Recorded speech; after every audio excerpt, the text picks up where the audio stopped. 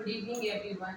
In last video, we discussed about the cycle of TCA cycles, and this video, how many ATP is produced by the TCA cycles, and what is the role of the TCA cycles in our body.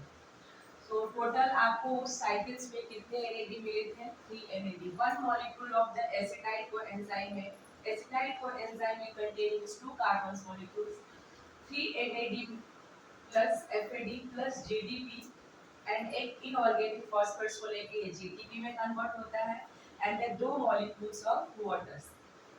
So after this reactions हमें क्या मिलता है? दो molecules of carbon dioxide CO2, 3 NADH plus 3 hydrogens, 1 FADH, 1 GTP in plants और same reactions में 1 ATP produced in the animals and 1 molecules of the coenzyme A. तो 3 NADH कहाँ मिलता है? तो फर्स्ट जो साइकिल जो आपकी स्टार्ट हुई थी तो वहाँ पे पाइरुवेट टू एसिटाइल को एंजाइम ए बन रहा था, वहाँ पे आपको पहला NADH मिल रहा है। दूसरा NADH कहाँ मिल रहा था? अल्फा कीटोग्लूटारेट से सक्सिनाइल को एंजाइम ए जब बन रहा था, मतलब फिफ्थ स्टेप, तो आपको दूसरा NADH मिल रहा था। एंड द लास्ट NADH कहाँ आपको मिल रहा था? जब वापस आपका ऑक्जेलो एसिडेट बनता है तब आपका एक NADH प्रोड्यूस होता है। कब शुद्ध FADH को कहाँ बन रहा था? सक्सिनाइल को एंजाइम ए जब सक्सिनेट्स में कन्वर्ट होता है तो one molecules of the FADH वहाँ पे हमें मिल रहा था। देन GTP बन रहा था आपका मेलेट टू फ्यूमेरेट वाले रिएक्शंस में। सो टोटल ATP हमें कितने मिलते हैं, मतलब हमें एनर्जी कितनी मिलती है टोटल TCA साइकिल्स में? सो 1 NADH gives 2.5 ATP and 1 FADH gives 1.5 ATP। तो यहाँ पे 3 NADH है तो 1 NADH gives 2.5 ATP, तो 3 NADH आपको 7.5 ATP प्रोड्यूस करता है। सिर्फ 1 FADH कितना ATP देगा आपका? 1.5 ATP। अगर आप GTP बोले तो 1 GTP, ATP बोले तो 1 ATP। सो टोटल आपकी कितने ATP इस साइकिल से प्रोड्यूस हो रहे हैं माइटोकॉन्ड्रिया के मैट्रिक्स में? 10 ATP प्रोड्यूस होते हैं। जैसा मैंने पहले ही बताया था कि इट्स एरोबिक रिएक्शंस, जबकि ग्लाइकोलाइसिस आपका कैसा था? एरोबिक कंडीशंस में भी चलता था जो कि पाइरुवेट्स लेता था, और एड एरोबिक कंडीशन में भी चलता था जो हमें क्या मिलता था? लैक्टेट मिलता था। बट पीसीए साइकिल सिर्फ और सिर्फ ऑक्सीजन के प्रेजेंस में ही चलेगा।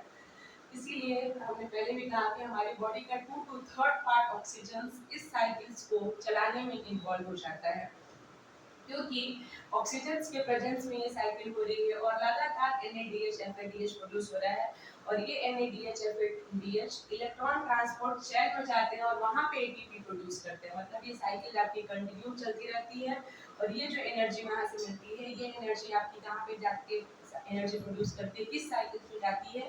That is the electron transport chain में जाके एनर्जी प्रोड्यूस करती है। What is the role of vitamins in the citric acid cycles? हमारे बॉडी में vitamins हार्मोन्स के भी रोल्स पाए जाते हैं। इनके क्या रोल्स हैं हमारे सिट्रिक एसिड साइकिल्स को प्ले करने में या चलाने में? पहला, thiamine is also known as the thiamine pyrophosphate, short form is the TPP। ये क्या करता है? अल्फा कीटोग्लूटारेट्स जो आपका स्टेप होता है अल्फा कीटोग्लूटारेट डिहाइड्रोजनेज एंजाइम, वहां पे ये एज अ कोएंजाइम वर्क करता है because these are the coenzymes. Second, riboflavin as a FAD, ये कहां पे वर्क करता है? सक्सिनेट डिहाइड्रोजिनेज जो एंजाइम होता है जहां पे आपका alpha ketoglutarate converted into the succinate, वहां पे कौन सी एंजाइम आ रही है? Succinate dehydrogenase. वहां पे किसका रोल होता है? कौन सा कोएंजाइम रोल प्ले करता है? राइबोफ्लेविन, क्योंकि वहां पे आपको क्या मिल रहा था? One molecules of the FADH2, जो कि मैंने यहाँ पे भी डिस्कस कर दिया था।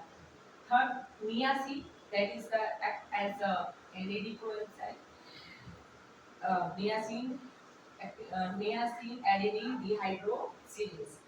सो वो तीन एंजाइम के लिए रोल प्ले करता है। फर्स्ट जो है आपका मैलेट डिहाइड्रोजिनेज, सेकंड जो है alpha ketoglutarate, and the third one is the isocitrate. जब सिट्रेट से आपका सिस एकोनिडेज देन आइसोसिट्रेट बनता था सेकंड स्टेप्स में, तो वहां पे सिट्रेट आइसोसिट्रेट कैसा होता था? इंटरमीडिएट मॉलिक्यूल्स होता था। And the last one is the enzyme's name is the panthenoic acids, it's a coenzyme name, बार बार मैं बोल रही हूँ it's a coenzyme A name. And ये क्या करता है, कार्बोक्सिलिक एसिड्स को एक्टिवेट करता है। मतलब कार्बोक्सिलिक एसिड कहाँ कहाँ पे थे, वो एसिटाइल कोएंजाइम ए जहाँ पे था वहाँ पे कार्बोक्सिलिक एसिड को एक्टिवेट करने के लिए कौन सा विटामिन आता है, पेंथेनोइक एसिड आता है, which act as a coenzyme। So this overall 3 videos, I hope आपको TCA साइकिल्स बहुत डीप समझ में आया होगा। So let's summarize only in 1 minute। TCA cycle हमारे बॉडी के माइटोकॉन्ड्रिया के मैट्रिक्स में हो रहा है। ये सिर्फ एरोबिक कंडीशंस में ही होता है।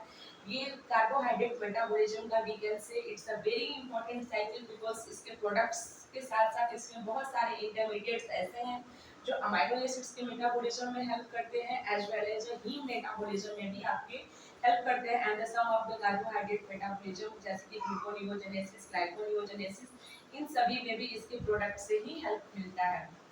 लास्ट कुछ विटामिन हैं जिसके वजह से इनके एंजाइम एक्टिवेट होते हैं। तो इस एंजाइम की वजह से ये साइकिल पूरी की पूरी प्रोसीड्स होती है हमारी बॉडी में।